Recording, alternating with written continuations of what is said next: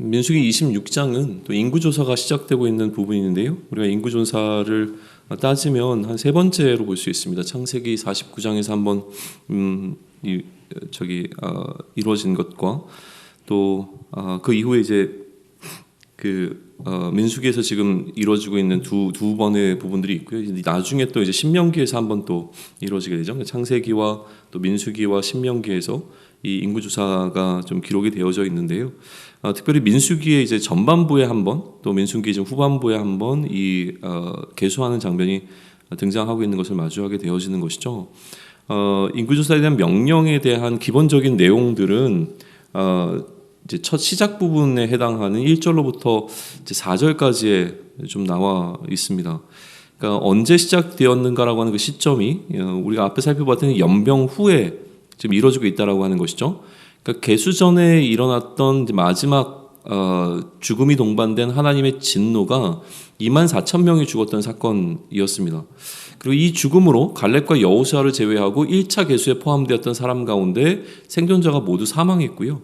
그것을 다시 확인하는 이제 작업들이 좀 일어나게 되어지는데 보시게 되면 이제 이것을 담당했던 자들의 이름이 먼저 등장을 합니다. 그러니까 모세와 제사장 아론의 아들 엘르아살이죠. 민수기 20장 28절에 보게 되면 이제 아론의 뒤를 이어서 제사장 역할을 맡고 있는 엘르아살이 이제 이 일을 감당하게 되어지고요. 계수하라 이제 계수할 때 목적이 민수기에서 첫 번째 계수할 때는 전쟁에 나갈 만한 자에 좀 포커스가 더 맞춰져 있었다면요.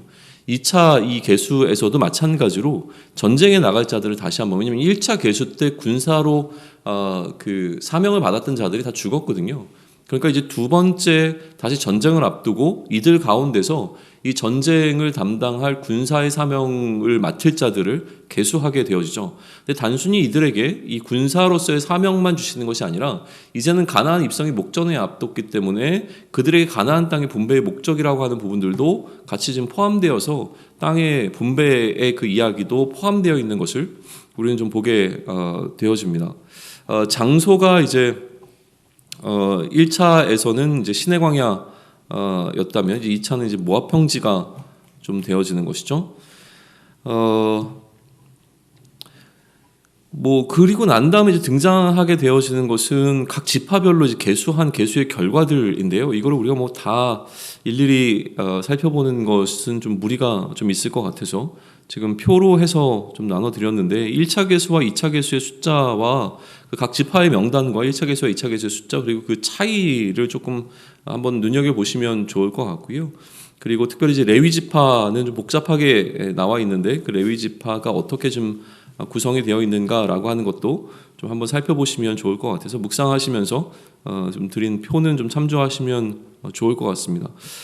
우리와 전혀 상관없는 지파들이기 때문에 이제 계속 지파들을 건너 뛰어가면서 묵상을 하시게 될 텐데 그럼에도 불구하고 그 지파별로 좀 짚어야 되는 부분들만 몇 가지만 좀 짚고 그냥 넘어가겠습니다. 그러니까 루벤 지파가 처음에 등장하죠. 5절부터 11절까지에 등장하게 되어지는데 루벤은 이제 맏아들이었지만 결국 아버지의 빌하가 아버지의 처 빌하와 부적절한 관계를 갖게 되어지고 창세기 49장에 보게 되면 이렇게 기록이 됩니다. 루벤아 너는 장자요 내 능력이요 내 기력의 시작이라 위풍이 월등하고 권능이 탁월하다마는 물의 끓음 같았은즉 너는 탁월하지 못하리니 내가 아버지 침상에 올라 더럽혔음이로다. 내가 그가 내 침상에 올랐도다. 후에 가나안 땅이 아닌 이제 요단의 동쪽을 분배받게 되는 이유가 이제 거기서부터 오게 되는 것으로 좀 해석이 되어집니다. 특별히 이 루벤 지파 같은 경우에는 우리가 앞서 보았던 그 고라의 반란에 같이 함께 좀 참여했다라고 기록이 되거든요. 민수기 16장에 보게 되어지면 다단과 아비람이 그래서 이게 하나의 인구수에 영향을 미친 사건이 되어집니다. 그래서 250명이 사망했고요. 근데 그러나 고라의 아들들은 그때 죽지 않았어요. 그래서 성전에서 노래하는 사명을 맡은 이들이 이 고라 자손들이 좀 되게 되어집니다. 그런 것들에 대한 어떤 기록들을 좀 짚어보시면서 가시면 좋을 것 같고요. 그 다음에 등장하는 게 시므온 지파죠. 12절로부터 14절까지에 나와 있는데 시므온 지파에서 우리가 주목해 볼 것은 표에서 보시다시피 급격한 인구의 감소를 경험하게 되는 게 이 시므온 지파 해요. 37,100명 정도가 1차와 2차에서 이 군사로 부름받은 자의 숫자의 차이가 좀 있는 거죠. 1차보다 급격하게 이제 그 군사로서 이제 부름받은 자의 숫자가 줄어든 것을 보게 되어지는데, 세겜 사건으로부터의 어떤 영향으로 좀 이해를 합니다. 창세기 49장에서 마찬가지로 이 지파를 향한 그 축복의, 그러니까 뭐랄까요, 축복과 저주의 이야기가 이제 포함되어 있는 그 기도에서 보게 되면, 시므온과 레위는 형제요, 그들의 칼은 폭력의 도구로다. 내 호나 그들의 모의에 상관하지 말지어다. 내 영광과 그들의 집회에 참여하지 말지어다. 그들이 그들의 분노대로 사람을 죽이고 그들의 혈기대로 소의 발목 힘줄을 끊었음이로다. 그 노여움이 혹독하니 저주를 받을 것이요, 분기가 맹렬하니 저주를 받을 것이라. 내가 그들을 야곱 중에서 나누며 이스라엘 중에서 흩트리로다 라고 되어 있습니다. 결국 이 시므온 지파는 나중에 유다 지파에 복속되게 되어지죠. 그래서 그러나 이제 나중에 에스겔은 이 시므온 지파의 회복을 또 선언을 하게 되기도 합니다. 아무튼 시므온 지파에 대한 것은 좀 그렇게 인구수가 갑자기 줄어든 부분이 이들의 전에 있었던 그 세겜 사건이라든가 이런 것을 통해서 주어진 그들의 운명과 좀 매칭시켜서 묵상해 보시면 좋을 것 같고요. 갓지파는 15절로부터 18절까지의 기록이 지어져 있는데 특별한 특이사항은 없습니다. 유다 지파는 19절로부터 22절까지에 등장하게 되는데 가장 많은 인구수를 가지고 있어요. 실제로 이제 12지파, 13지파로 구분되는 이스라엘 지파 가운데서 10분의 1 정도의 그 규모에 해당하는 큰 역할을 지금 유다가 지금 담당하고 있죠. 수적으로 많다라고 하는 것은 아무래도 무언가 실질적인 리더십을 발휘하는 지파로서의 어떤 위치, 포지션에 대해서 우리가 한번 생각해 볼 수 있는 부분인 것 같습니다. 그리고 나중에 이스라엘이 남과 북으로 나뉘었을 때 남쪽 자체를 유다, 남유다라고 부르게 되는 것도 그러한 차원에서 좀 볼 수 있겠죠. 그 유다의 아들들의 이름들, 그리고 다말, 또 오난, 형사치수로 거부해서 사망했던 창세기 38장의 어떤 기록에서 나오는 것, 또 유다와 다말의 그 후손으로 태어나게 되어지는 것이 이 베레스와 세라가 되는 것이죠. 유다의 아들들 에르와 오난과 셀라였는데 다말은 이제 에르의 아내였고, 또 오난은 형사치수로 거부해서 사망하고, 그리고 결국은 이제 유다와 그 다말 사이에서 베레스와 세레가 나오고, 그래서 그런 어떤 사람들에 대한 이야기도 좀 기억하시면서 유다 지파는 묵상하시면 좋을 것 같고요. 그 다음에 23절부터 25절까지가 이사갈에 대한 이야기가 나옵니다. 창세기 49장 14절과 또 신명기 33장 18절에 나와 있는 그 스불론에 대한 또 이야기, 그러니까 이사갈에 대한 49장에 관한 이야기, 또 신명기 34장에서 기록된 스불론에 관한 이야기를 보시면서 그 스불론까지 좀 넘어가시면 좋겠는데, 스불론은 26절과 27절에 기록이 되어져 있습니다. 그리고 다시요. 이사갈은 창세기 49장 14절이고요. 그리고 스불론은 창세기 49장 13절, 그리고 신명기 33장 18절에 스불론에 대한 어떤 기록들이 좀 등장하는데 그것과 섞어서 같이 묵상하시면 좋겠고, 므낫세 지파가 28절로부터 34절까지의 기록이 되어져 있습니다. 요셉의 이 장자권 부분을 좀 기억하실 필요가 있는데, 기업을 2배로 받게 되어지죠. 그래서 야곱이 나중에 이 두 자녀들에게 축복할 때에 손을 이제 에브라임을 오른손으로 축복하게 되어지는 그런 사건도 좀 있었고, 그리고 이 므낫세 지파 가운데서 나오게 되는 후손들이 이제 기드온이나 입다 같은 리더십을 갖고 있는 사람들이 있고요. 그리고 므낫세 지파에서 조금 더 주목해 볼 것은 높은 어떤 인구의 증가율을 좀 보인 것 같습니다. 그렇기 때문에 이들의 개수의 숫자에 있어서도 더 많은 숫자가 개수가 되고 있는 것을 좀 볼 수 있습니다. 그리고 35절로부터 37절까지가 이제 에브라임 자손에 관한 이야기, 또 38절로부터 41절까지가 베냐민 자손, 그리고 42절부터 47절까지가 이제 단에, 그리고 48절부터 50절까지가 납달리. 그렇게 해서 총 이제 51절에 보게 되면 이스라엘 자손의 계수된 자가 60만 1,730명이었다라고 총 계수의 결과를 기록하고 있는 것으로, 이 계수에 관한 기록은 이제 마무리가 좀 되어집니다. 다시 한번 좀 기억해 보시면 이 계수를 시작하면서 2절 보시면 이렇게 기록이 되어 있거든요. 이스라엘 자손의 온 회중의 총수를 그들의 조상의 가문을 따라 조사하되 이스라엘 중에 20세 이상으로 능히 전쟁에 나갈 만한 모든 자를 계수하라 하시니, 그러니까 계수의 목적은 너무나 분명했던 거예요. 첫 번째 이 계수의 목적은 무엇으로 나타나냐면 전쟁에 나갈 자를 계수하는 것이 목적입니다. 그러니까 전쟁에 나갈 자에게 사명을 부여하시는 장면으로 다시 이 출애굽 2세대들 가운데서 전쟁에 나갈 자에게 사명을 부여하신 장면으로 26장을 볼 수 있는 거죠. 그리고 나중에 이 뒤편에 이제 가게 되어지면 또 이 계수의 두 번째 목적에 대한 부분들이 이제 등장을 하게 되어지는데요. 52절로부터 한번 좀 보시죠. 이 계수가 끝나고 난 다음에 그 다음에 이제 기업에 대한 이야기가 등장을 해요. 그래서 52절부터 여호와께서 모세에게 말씀하실 때 이렇게 명수대로, 그러니까 이 계수된 결과로 사실 군사를 세웠지만 거기에 해당하는 또 기업도 나눠주는 방식에 대해서, 그래서 명수대로 땅을 나눠주어 기업을 삼게 하라라고 합니다. 수가 많은 자에게는 기업을 많이 주고 수가 적은 자에게는 기업을 적게 주라는 어떤 이야기, 또 제비를 뽑아서 나눠주라는 것, 그리고 레위인에 관한 기록이 57절로부터 이제 62절까지에 등장하게 되어지는데요. 이 레위인에 관한 기록을 이야기할 때 여기서 마찬가지로 이들은 기업을 받은 자들이 아니었기 때문에 거기에 대한 이제 언급까지가 포함되고 있는 것을 우리는 볼 수 있죠. 그러니까 레위인은 두 가지에서 좀 예외가 있었습니다. 뭐냐면 이들은 이제 군사로 부름받은 자들이 여전히 아니라고 하는 점이죠. 그렇기 때문에 기업도 그들에게 주어지지 않기 때문에 기업을 받은 자로부터 이제 11조로 받게 되어지는 것으로 연결되는 부분들도 다시 한번 좀 짚어보면 좋겠습니다.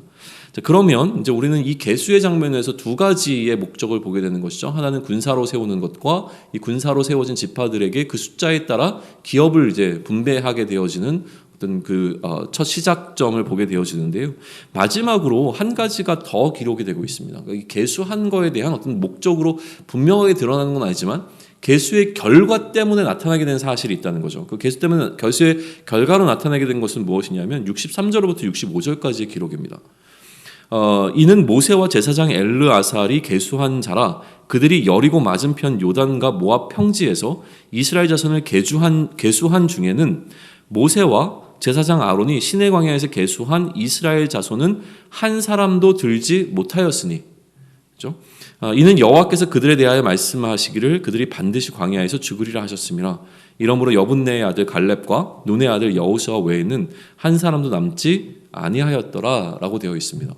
자, 그러면 이 마지막으로 드러나게 되어지는 이 계수의 분명한 목적은 분명히 이제 군사를 지명하고 또 그들에게 기업을 나눠주는 것과 아울러서 무엇이 확인되었냐면 첫 번째 계수된 자 중에서 가나안 땅에 들어가지 못할 것이라고 얘기했던 그 사람들, 출애굽 1세대들이 전부 다 광야에서 죽음을 맞이해야 그 이후에 가나안 땅에 들어갈 수 있을 것이라고 하셨던 그 하나님의 말씀이 성취되었다라고 하는 것이 이 마지막 사건을 통해서 확인이 되는 것이죠.